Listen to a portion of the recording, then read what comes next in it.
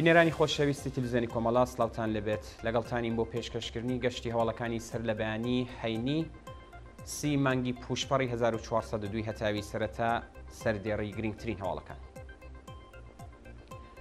کۆبوونەوەی نانەوەخانەکانی سنە لە بەردەم ڕێکخراوی سەنعەت مەعدەن و تیجارەت، درێژەی ناڕەزایەتی کرێکارانی پێترۆشیمی دێهلۆران، ناڕەزایەتی خەڵکی سۆنقور لە ئاست قەتعی بەردەوامی ئاو، چالاکی شاخەوانان بۆ ڕێزگرتن لە یادی شەهریار محەممەدی، برینداربوونی کۆڵبەرێک بە تەقەی هێزەکانی ڕژیم لە سنووری نەوسوود، دەست بەسەرکردنی هاوڵاتیەک لە شاری سەقز، کۆبوونەوەی خەڵکی هەندیجان لە بەردەم فەرمانداری، ناڕەزایەتی خاوەن زەمینەکانی شارۆچکەی سورخە حەسار لە تاران و ئاشکرابوونی بێڕەوشتی سەرۆکی ئێرشادی ئوستانی گیلان.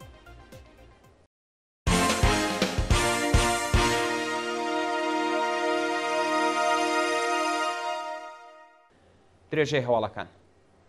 کۆبوونەوەی نانەوەخانەکانی سنە لە بەردەم ڕێکخراوی سەنعەت مەعدەن و تجارەت بە پێی هەواڵی گەشت و ڕۆژی پێنجشەممە 29 پوشپەڕ نانەوەخانەکانی شاری سنە دژ بە بڕینی پشکی ئارت لەلایەن ڕژیمەوە لە بەردەم ڕێکخراوی سەنعەت مەعدەن و تجارەت کۆبوونەوە. لە ماوەی یەک مانگی ڕابردوودا چەندین راپۆرتمان سەبارەت بە بڕینی پشکی ئاردی دەوڵەتی و کەمی و گرانی ئاردی ئازاد لە چەند شاری ئێران بڵاو کردبەوە. ئەمجاران نۆرەی نانەوەخانەکانی شاری سنەیە و ڕژیمی جەنایەتکاری ئیسلامی پشکی ئاردی دەوڵەتی قەت کردووە. ڕۆژی پێنجشەممە نانەوەخانەکانی سنە بە کۆبوونەوە لە بەردەم ڕێکخراوی سەنعەت مەعدەن و تجارەت ناڕەزایەتی خۆیان لە ئاست ئەو دۆخە خراپە نیشاندا. بە وتەی ناڕازیان بەهۆی کەمی ئاردەوە ڕێزێکی دوور و درێژ لە بەردەم نانەوەخانەکاندا دروست ئەبێت و زۆر کەس نانیان دەست ناکەوێت. هەروەها کڕینی ئاردی ئازاد سەرف ناکات و وەڵام دەرەوەی هەزینەکانمان نییە. درێژەی ناڕەزایەتی کرێکارانی پێترۆشیمی دێهلۆران. ڕۆژی پێنجشەممە 29 پوشپەڕ کرێکارانی لەسەر کاردەرکراوی پێترۆشیمی دێهلۆران بۆ سێهەمین ڕۆژی بەردەوام دژبە ناڕوونی چارەنووسی پیشەیی کۆبوونەوە. بە پێی راپۆرتەکان بەڕێوەبەرانی پێترۆشیمی دێهلۆران بە بیانووی ڕێگنەکەوتن لەگەڵ ناوەندە دەوڵەتیەکان سەرەتا ژمارەیەک لە کرێکارانی بەشدار لە کۆبوونەوەی ڕۆژی جیهانی کرێکاری ئەمساڵیان بێکار کرد. لە هەنگاوی دووهەمدا بەرپرسانی شرکەت کرێکارانی دەستی دووسێیان لەسەر کار دەرکرد بەبێ ئەوەی حەقدەست و مەزایە دواخراوەکانیان پێ بدەن. ئێستا کرێکاران لە ئاست بێکاری و پەرداخنەکردنی داخوازیەکانیان ناڕازین و داوای ڕوونکردنەوەی چارەنووسی پیشەییان دەکەن. ناڕەزایەتی خەڵکی سۆنقور لە ئاست قەتعی بەردەوامی ئاو. بە پێی هەواڵی گەشت و دانیشتوانی شاری سۆنقوڕی کۆلیایی لە پارێزگای کرماشان ڕۆژی پێنجشەممە 29 پوشپەڕ لە ئاست قەتعی بەردەوامی ئاو ناڕەزایەتیان دەربڕی. بە وتەی هاوڵاتیان بەرپرسانی ئیدارەی ئاو ئاوەڕۆی شاری سۆنقوڕ ماوەی 5 ڕۆژە بەبێ ئاگادارکردنەوەی پێشوەخت ئاوی لولەکەشی ئەو شارەیان قەت کردووە. هاوڵاتیان هەروەها دەڵێن چەند جار پەیوەندیان بە ئیدارەی ئاوە گرتووە بەڵام کەس وەڵامی نەداوەتەوە. گەرمای لە ڕاددەبەدەری ئەم ساڵ و نەبوونی ئاو دۆخی ژیانی هاوڵاتیانی سەخت کردووە و مەترسی لەسەر ژیانی بە ساڵاچوان و منداڵان ساز کردووە. چالاکی شاخەوانان بۆ ڕێزگرتن لە یادی شەهریار محەممەدی. ڕۆژی پێنجشەممە 29 پوشپەڕ کۆمەڵێک لە شاخەوانانی ئازادی خواست بۆ ڕێزگرتن لە یادی هەمیشە زیندوو شەهریار محەممەدی بەسەر چیای دەماوەندی تاراندا سەرکەوتن. شاخەوانانی بەشدار لەو چالاکیە بە بڵاوکردنی وێنەی شەهریار محەممەدی گیانبەختکردووی ڕێگەی ئازادی لە شاری بۆکان ڕێزیان لە فیداکاریەکانی گرت و بەڵێنیاندا درێژەدەری ڕێگەی پرشانازی بن. برینداربوونی کۆڵبەرێک بە تەقەی هێزەکانی ڕژیم لە سنووری نەوسوود. ڕۆژی چوارشەممە 28 پوشپەڕی 1402 هێزە چەکدارەکانی کۆماری ئیسلامی لە سنووری شاری نەوسوود تەقەیان لە کۆمەڵێک کۆڵبەر کردو. بەو هۆیەوە کۆڵبەرێک بە ناوی سامان عەلیزادە بە سەختی بریندار بووە. بە پێی راپۆرتی کۆڵبەر نیوز شان و باڵیە و کۆڵبەرە بە تەقەی هێزە سەرکوتگەرەکانی کۆماری ئیسلامی بریندار بووە. جێگەی ئاماژەیە کە سامان عەلیزادە خەڵکی گوندی کڵاشی باخانی سەر بە شاری جوانڕۆیەوە بۆ وەرگرتنی چارەسەری پزیشکی ڕەوانەی ناوەندە دەرمانیەکان کراوە. لە هەواڵێکی دیکەدا محەممەد ساڵح قەنبەری کۆڵبەرێکی خەڵکی جوانڕۆ کە ڕۆژی شەممە 24 پوشپەڕ بریندارکرا بوو لە نەخۆشخانەیەکی شاری تاران پای براوەتەوە. دەست بە سەرکردنی هاوڵاتیەک لە شاری سەقز ڕۆژی دووشەممە 26 پوشپەڕ لاوێکی خەڵکی شاری سەقز بە ناوی خالید عەبدوڵڵا زادە لەلایەن هێزەکانی حکوومەتەوە دەست بەسەر کرا. بە پێی راپۆرتەکان خالید عەبدوڵڵا زادە بەبێ بەڵگەی قەزایی لەلایەن هێزە ئەمنیەتیەکانەوە دەست بەسەر کراوە و هیچ زانیاریەک سەبارەت بە هۆکاری بەندکران و شۆنی ڕاگیرانی لەبەردەستانیە. بە پێی راپۆرتەکان خالید عەبدوڵڵا زادە بەبێ بەڵگەی قەزایی لەلایەن هێزە ئەمنیەتیەکانەوە دەست بەسەر کراوە و هیچ زانیاریەک سەبارەت بە هۆکاری بەندکران و شۆنی ڕاگیرانی لەبەردەستانیە. راپۆرتێک سەبارەت بە دۆخی ئەنجومەنی کرێکارانی ساختمانی کامیاران. بە پێی راپۆرتی سەرچاوە خۆجێیەکان هەر ڕۆژە گوشاری ناوەندە ئەمنیەتیەکان حراست و ئیدارەی کار بۆ سەر ئەنجومەنی کرێکارانی ساختمانی کامیاران زۆرتر دەبێت و بەهۆیەوە کار و چالاکیەکانی ئەم ئەنجومەنە ڕاگیراوە. زیاتر لە 4 مانگ بەسەر بەڕێوەچوونی دانیشتنی گشتی کرێکارانی ساختمانی کامیاران و هەڵبژاردننی نێونەرەکان تێپەڕ دەبێت.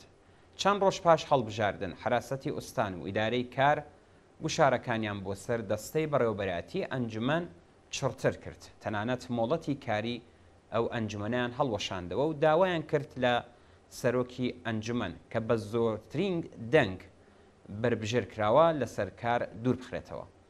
لەژێر گوشاری ناوەندە ئەمنیەتیەکان فەرهاد ئیبراهیمی دەستی لە کار کێشایەوە و زەفەر یوزی وەکو سەرۆکی ئەنجومەن هەڵبژێردرا. پاش سەرهەڵدانەکانی 1401 و پشتیوانی هەندێک لە ئەنجومەنەکان لە شۆڕشی ژینە مۆڵەتی ئەنجومەنەکان هەڵوەشێندرا و زەفەر یوزی ناچار بە دەست لە کارکێشانەوە. کۆبوونەوەی خەڵکی هێندیجان لە بەردەم فەرمانداری شەوی پێنجشەممە 29 پوشپەڕ خەڵکی ناڕازی هێندیجان دژ بە کوژرانی مێرمنداڵێک لەلایەن هێزەکانی ڕژیمەوە لە بەردەم فەرمانداری کۆبوونەوە. بە پێی راپۆرتەکان هێزە ئینتزامیەکانی حکوومەت لە شاری هێندیجان ڕاستەوخۆ تەقیان لە مێرمنداڵێکی تەمەن 17 ساڵ بە ناوی مۆرتزا شەعبانی کردووە و ناوراویان کوشتووە. پاشەو ڕووداوە خەڵکی ناڕازی لە بەردەم فەرمانداری کۆبوونەوە و خوازیاری محاکمەی تاوانباران بوون. لا هەواڵێکی دیکەدا دوو هێزی ڕژیم لە مێحوەری یاسوج بۆ ئیسفەهان لەلایەن چەکدارانی نەناسراوەوە کوژراون و وردەکاری هەواڵەکە هێشتا بڵاو نەکراوەتەوە. ناڕزایەتی خاوەن زەمینەکانی شارۆچکەی سورخە حەسار لە تاران. ژمارەیەک لە خاوەن زەمینە داگیرکراوەکانی شارۆچکەی سورخە حەساری تاران ڕۆژی پێنجشەممە 29 پوشپەڕ لە بەردەم وەزارەتی مەسکەن کۆبوونەوە. لە حاڵێکدا خاوەن زەویەکانی شارۆچکەی سورخە حەسار بەڵگەی 6 دانگیان هەیە چەند ساڵە ئیدارەی سەرچاوە سروشتیەکان و ڕێکخراوی ژینگە زەمینی ئەو کەسانیان داگیر کردووە و تەنانەت پەروەندەیان بۆ هێندێکیان لە ناوەندە قەزاییەکان ساز کردووە. گیان لە دەستانی سێ کۆرپەڵە بەهۆی نەبوونی ئیمکاناتی دەرمانی لە ئەهواز.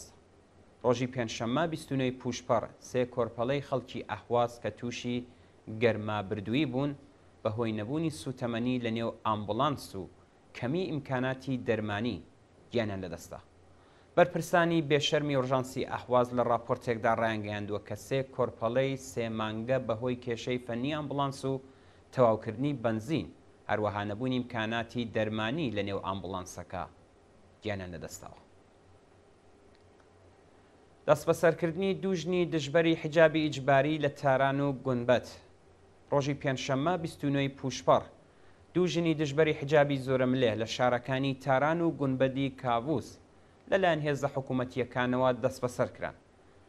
ژنێک لە یەکێک لە شەقامەکانی شاری گونبەدی کاڤوس لە ئوستانی گوڵستان سەرپۆشەکەی تووردا و هاواری کرد ئازادی، بەڵام لەلایەن هێزەکانی حکوومەتەوە بە توندوتیژی و بێڕێزی دەست بەسەرکرا.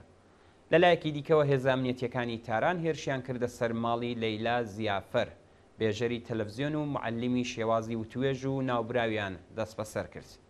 جێگەی ئاماژەیە کە لەیلا پاش کۆمەڵ کوشکردنی خەڵک لە خەزەڵوەری 92 هاوکاریەکانی لەگەڵ ڕادیۆ و تەلەڤزیۆنی ڕژیم قەت کرد و لە شۆڕشی ژینە حیجابی ئیجباری تووردا و پشتیوانی لە خەڵک کرد. دوا هەواڵ ئاشکرابوونی بێڕەوشتی سەرۆکی ئەرشادی ئوستانی گیلان. ڕۆژی پێنجشەممە 29 پوشپەر بە دوای بڵاوبوونەوەی ڤیدیۆی دەستڕێژی سێکسی سەرۆکی ڕێکخراوی عیفاف و حیجابی گیلان بە ناوی ڕەزا سەقەفی بۆ سەر کوڕێکی لاو بەرپرسانی ڕژیم بە پەلا ئەو گەندەڵیان لە کار دوورخستەوە. ڕەزا سەقەفی خێزاندار و باوکی سێ کچە لە ڕەوتی شۆڕشی ژینا دەستی لە سەرکوت و دەست بە سەرکردنی لاوانی پارێزگای گیلاندا بوو. ناوبراو پێشتر بەرپرسی تەبلیغاتی سوپای پاسدارانی گیلان و ماوەیەک فەرماندەی بەسیجی سازەندەگی ئۆستان بووە. شایانی باسە کە گەندەڵی و فسادی سیستماتیکی بەرپرسانی ڕژیم بۆ هەمووان ئاشکرا بووە و خەڵک چیتر لە داخوازیەکانی پاشەکشە ناکات. لاوانی گیلانی ڕایانگەاندووە کە تۆڵەی گیانبەخت کردوان بە سەختترین شێوە لە جنایەتکارەکانی کۆماری ئیسلامی یەکەنەوە. ئازیزان گەشتیاوەڵەکانی سەرلەبانیتان پێشکەش کرا، لەگەڵمان بن بۆ بینین و درێژەی بەرنامەکانی تلڤیزیۆنی